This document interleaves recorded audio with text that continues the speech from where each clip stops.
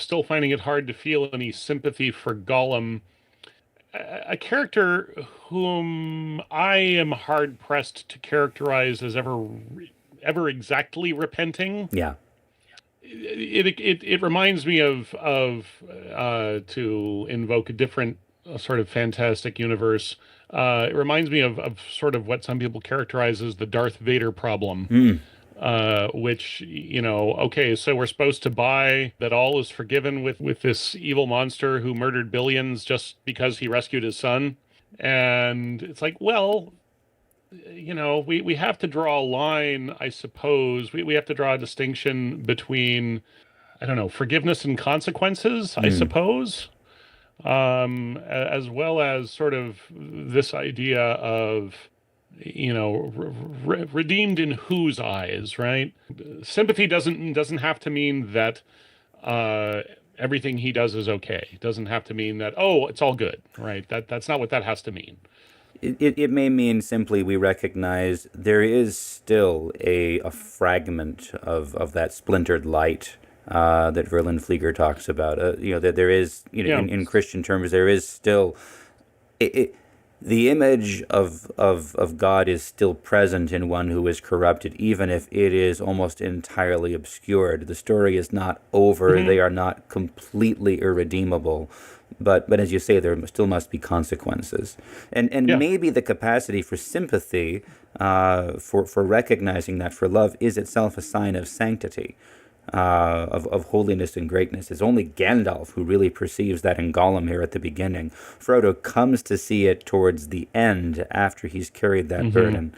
But I think, the problems with Gollum are not just the big sins, the murder of Diagol and the and the betrayal of Frodo are the two great crimes that we see of him, but also the banal and mundane, or what he treats as banal and mundane, what Gandalf describes, as the terror of the woodman, the dark figure that sneaks into windows and steals from cradles.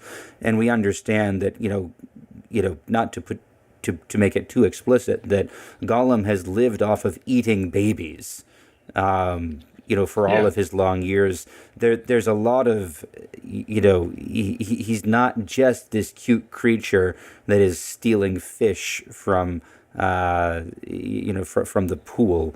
There is a depth of utter loathsomeness, not even loathsome, utter evil, in Gollum, that, and that's why perhaps it's challenging to still see him functioning in a relational, in a cute, in a sympathetic way.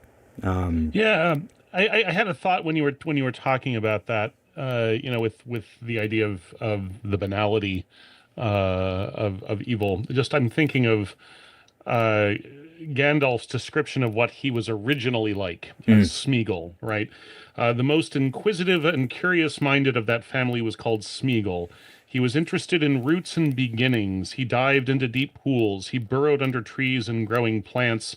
He tunneled into green mounds, and he ceased to look up at the hilltops or the leaves on trees or the flowers opening in the air. His head and his eyes were downward.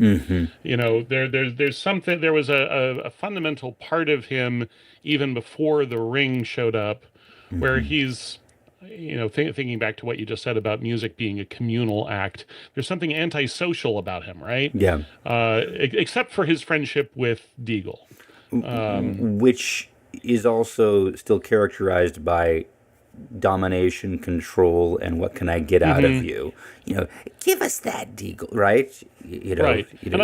And I don't think it's going too. I'm sure this isn't a new observation. I don't think it's going too far to say that there's an image here of Cain and Abel, right? Sure. And with Smeagol very much being the Cain. No doubt.